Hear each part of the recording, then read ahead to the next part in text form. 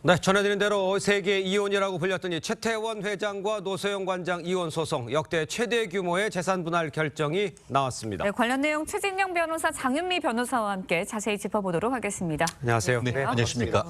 자, 먼저 최 회장과 노 관장의 과거 목소리 듣고 이야기 나눠보도록 하겠습니다. 제 가슴 속에는 완전히 텅 비어버린 것 같았습니다. 그런데 저하고 아주 반대인 사람을 만났었습니다. 그 사람은 돈 이런 건 전혀 관심이 없고 이슈 이런 게 아니라 사람을 만납니다. 오랜 30여 년간의 결혼 생활이 이렇게 막을 내리게 된 거에 대해서 참담하다고 말씀을 드렸고요. 바라는 것은 저의 이 사건으로 인해서 가정의 소중한 가치가 법에 의해서 지켜지는 그런 계기가 되기를 바람하지 않습니다. 자, 2심 재판부가 1심 때와 달리 이 노 관장의 이 재산 형성 기여 부분 요거를 인정했다 이렇게 볼 수가 있습니다. 그럼 1심과 2심이 왜 다른 판단이 나온 겁니까? 사정 변경이 있기 때문이죠. 사전 변경? 예, 추가적인 증거가 나왔다라는 것이 핵심인데요.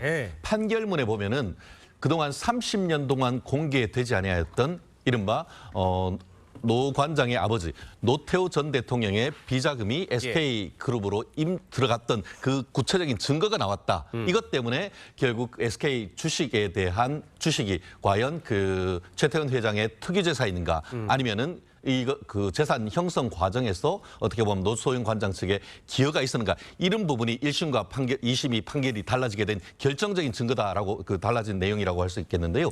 결국 1심과 달리 2심 같은 경우에는 SK 주식을 형성하는데 노태우 대통령의 비자금이 들어갔다는 점에서 주식 재산 형성에서 기여되었고 더불어서 결혼이 30년이나 됐다는 점 그리고 선대 회장인 최종영 회장이 사망해서 상속이 일어난 때로부터 20년이 넘었다는 점 이런 점에 비추어가지고 현재의 그리고 나아가 그때 같은 경우에는 SK 주가가 주당 한 주에 100원이었는데 현재 사실심 변론 종결에는 16만 원까지 올랐다는 점에 비춰보면은 단순히 이것이 최태원 회장의 특유재산을 넘어서 그 재산이 형성되고 유지되고 증가되는데 노소영 관장의 어떤 그 기여가 충분히 인정된다라는 취지에서 전체적으로 이제 SK그룹에 대한 어떤 지분을 인정하다 보니까 금액이 667억 원에서 1조 3,800억으로 늘었다라고 보는 것이 핵심이었던 것 같습니다. 네, 그런데 노태우 전 대통령의 비자금이 법원에서 인정된 셈이에요. 이 부분에 대한 논란은 없는 건가요? 그러니까 최태원 회장 측은 대법원에서도 이 부분을 집중적으로 쟁점화할 수밖에 없을 겁니다. 비자금이란 건 기본적으로 실체를 좀 파악하기가 상당히 어려운 그런 돈인 거죠. 그래서 노 관장 측에서도 이 재판 과정에서 50억 원짜리 어업 사진을 제출을 했고요. 그리고 메모를 제출했는데 이 부분으로 재판부는 이런 판단을 했습니다. SK라는 그룹이 성장하는 데 있어서 이른바 이제 태평양증권을 매입하는 부분이 좀 지렛대가 됐는데 그때 대량의 돈이 흘러간 정황은 있다. 근데 그 돈의 출처는 알 수 없지만 아마 노 관장이 이야기한 300억 원 비자금이 이른바 이 시드머니가 되지 않았겠냐라고 강력하게 추정된다고 인정을 한 겁니다.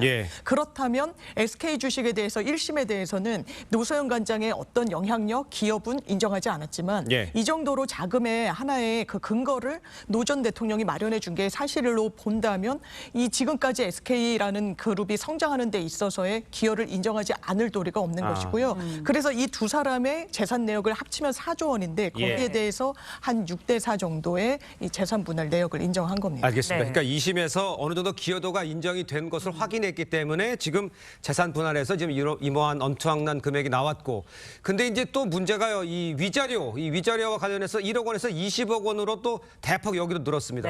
어떤 이유가 있던 겁니까? 그렇습니다. 거의 20배가 는 것 아니겠습니까? 사실 1심에서 위자료 1억 더 크다라고 했는데 그것보다 20배가 많은 20배를 넘은 것이 아마 대한민국 정부 수립 이후에 가장 큰 금액의 위자료가 인정된다라는 취지가 있는 것 같은데요. 핵심적 키워드는 두 개 같습니다.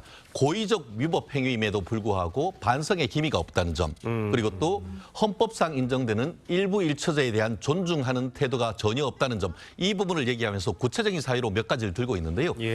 실제로 지금 혼인 파탄된 발생 시기와 관련해서 논란은 있습니다만 이 최태원 회장이 본인이 옥중에서 그 노소영 관장에게 보낸 편지에 뭐가 돼 있냐면은 2009년에 현재 살고 있는 김모 이사장이 그때만 해도 혼인 중이었었는데 본인이 이혼하라라고 해서 이혼시킨 다음에 이와 같은 관계에 이르렀다는 점. 그리고 또 어떤 부분이 있냐면은 2009년이란 것이 그 당시 노소영 관장이 여성암으로 정말 수술을 하면서 굉장히 어려운 사정에서 그와 같은 행위를 했다는 점.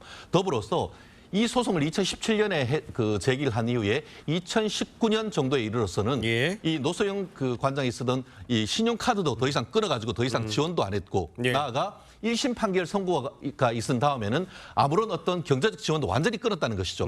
결국 이혼 소송 중이라 한다 하더라도 이혼이 확정되기 전까지는 부양 의무가 있는데 부양 의무를 완전히 하지 않았고 거기다가 최근 같은 경우에는 이 나비센터에 대한 너 나가라고 하고 명도 청구 소송까지 했는 것은 어떻게 보면 기업 총수로서 결정이 없었다면 그런 식의 행위는 할 수 없다는 그런 종합적인 것을 고려해서 1심 1억 원은 너무 작다 이렇게 판결했다는 거, 그 판결을 선시하고 있습니다. 알겠습니다. 네, 2심 판단은 일단은 명백하게 노 관장 측에 손을 들어준 것 같아요. 그렇다 보니까 최 회장 측에서는 2심 결과에 대해서 지나치게 편파적이고 추측만을 근거로 이루어진 판단이라면서 굉장히 유감이라는 표현입니다. 그리고 이 주장을 하고 있고 상고의 뜻을 밝혔습니다. 맞습니다. 어떻게 들으셨어요? 왜냐하면 재판부가 이 어떤 정경유착의 과거가 있었던 그런 세대를 좀 전제하고 무형력의 영향력 하에 있었다. SK라는 그룹이 이런 취지로 설시를 했거든요.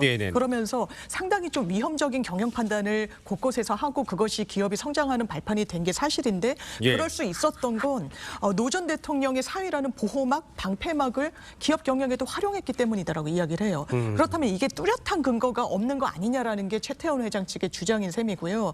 이 많은 분들이 SK 하면 텔레콤을 떠올리시지 않습니까? 그렇죠. 그래서 이 세대의 이동통신 사업자로 선정됐을 때가 노태우 전 대통령 당시였던 건 맞습니다. 근데 그 당시에도 일주일 만에 너무 특혜 시비가 많으니까 그걸 내려놨단 말이에요. 맞아요. 나중에 다시 한번 선정이 되는데 그때는 정경련 회장 지위에 있었습니다. 근데 정경련이 선정을 하는 그런 주체였거든요. 근데 정경련 또 지위에 됐던 건 노태우 전 대통령의 임기 말이었어요. 선정이 된 게. 그러니까 완전히 무관하지 않다. 그 무형력에 영향력이 있었다는 거는 맞다라는 게 노 관장 측의 입장. 이건 뚜렷한 근거도 없는 추단이다라는 게 최태원 회장 측의 입장입니다. 알겠습니다.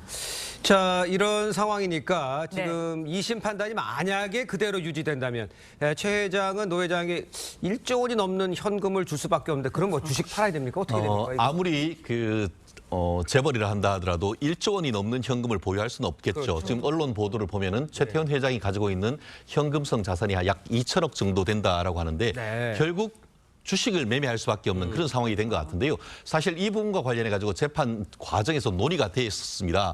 지금 그 노소영 관장 같은 경우에는 2심에서는 주의적으로 주식을 달라. 그런데 주식을 이 경영권과 관련된 부분이기 때문에 그게 어렵다고 하면은 현금을 달라. 다만 재판부가 그 부분은 적절하게 선정을 해달라라고 그 요청을 했었는데요. 그 과정에서 최태원 회장 측에도 물었다고 합니다. 재산분할 어떻게 하면 좋겠느냐. 그러니까 현금으로 주는 것이 맞을 것 같습니다라고 얘기를 하다 보니까 이번에 같은 경우에도 주식으로 주는 것이 아니고 현금으로 주라라고 판단했는데 말씀하신 것처럼 SK 주식은 사실상 이 SK그룹 지주회사이기 때문에 만약에 그에 대한 어떤 주식을 매도할 경우에는 이게 주식 SK그룹 자체가 유지될 수 있는지 이런 부분이 있다 보니까 아마 이것을 비상장 주식인 SK 실트론이나 다른 주식을 매매할 가능성이 있다라는 여러 가지 시나리오가 나오는데 최종적인 대법원 판단이 아직까지는 남았기 때문에 그때까지 아마 최태원 회장과 그룹 측에서도 이 부분에 대한 고민이 좀 깊어지지 않을까 생각을 합니다. 말씀하신 것처럼 아직까지는 대법원의 판단이 남아 있거든요. 그렇죠. 대법원에서 2심의 판단이 바뀔 가능성 어떻게 열려 예상하시나요? 있다고 봐야 되겠죠. 그렇습니다. 그렇습니다. 아무리 법률심이어서 들여다보는 부분이 이런 사실관계 증거 채택까지 할 수 있는 1, 2심보다 제한적이라고 하더라도요. 이미 현출된 증거를 토대로 다른 결론을 낼 수도 있는 겁니다. 사실관계에 대한 판단을 달리할 수도 있어서 특히 쟁점이 될 수밖에 없는 건 300억 원 비자금입니다. 그 부분과 관련해서 태평양 주식을 매입하는데 SK 주식을 사들이는데 사용이 됐다라는 취지의 그 사실관계 인정이 사실 판가름을 가르는데 핵심적인 그런 부분이었기 때문에 이 부분과 관련해서 대법원도 판단의 궤를 같이 할지 지켜보는 게 관건이겠습니다. 지금 언급을 해줬습니다만 이 300억 비자금이면 이게 또 국민 세금 문제가 있잖아요. 그러니까 추징해야 된다는 얘기도 사실 나오고 있잖아요. 사실 SK가 특히 그 전두환 전 대통령과 달리 노태우 전 대통령은 법원에서 받은 추징금을 어떤 식으로 해서는 다 갚은 것으로 알고 있습니다. 그리고 이 사안 같은 경우에는 조사하는 그 수사 과정에서도 드러나지 않았던 부분은 있습니다만 일부는 드러났지만 그 부분에 대해서 그 당시 지금은 증권감독원입니다만 은행 감독원에서 구체적인 수사를 하지 않았던 그런 내용입니다. 그런데 시간이 모두 다 지났고 재산 환수와 관련되는 특별법의 대상이 되는지 여부도 지금 논란이 되고 있기 때문에 사실 정치권에서는 이 부분을 두고 이제 어떤 재벌의 어떤 변경유착 이런 부분이 논란은 될 수 있습니다만 현실적으로 이 부분에 대해서 환수에 나아갈 수 있을지에서는 조금 의문인 상태가 아닌가 생각합니다. 그런데 어제 이제 저 판결이 나오고 나서 그 주식이 SK 주가가 급등했어요. 그 이유는 어디서 찾을 수 있습니까? 이유는 명백하죠. 경영권 분쟁이 생기면은 거기에서 결국 주식을 매집하려는 세력 그리고 유지하려는 세력 간의 주식에 대한 수요가 높아지니까 결국 수요가 많으면은 가격은 높아지는 그런 어떤 그 경제 법칙을 반영하는 것이라고 보면 될 것 같습니다. 알겠습니다. 네, 알겠습니다. 다음 소식도 좀 짚어보도록 하겠습니다. 법원이 하이브의 의결권 행사를 금지했습니다. 그룹 뉴진스 소속사 어도 민희진 대표의 해임 막았습니다. 법원이 민 대표의 손을 들어준 건데 이유가 뭔가요? 사실 민 대표가 하이브와 체결했던 주주 간 계약이라는 부분이 있습니다. 그 계약서의 내용을 보면 민 대표의 대표이사와 사내이상 직의 유지를 5년간 유지해 주기로 하이브가 보장해 주기로 하는 조항이 있었는데요. 그 조항을 재판부가 의결권 행사를 하는 데 있어서보다 조금 상위에 놓고 판단을 한 것 같습니다. 더더군다나 그렇다면 해임을 할 수 있을 정당한 사유 그리고 해임을 꼭 해야 되는 필요적인 사정이 있어야 되는데 그 정도에는 이르지 않았다는 게 재판부 판단입니다. 자, 그런데요. 법원의 결정을 두고 어도와 이 하이브 측 서로 다른 해석을 하고 있어요.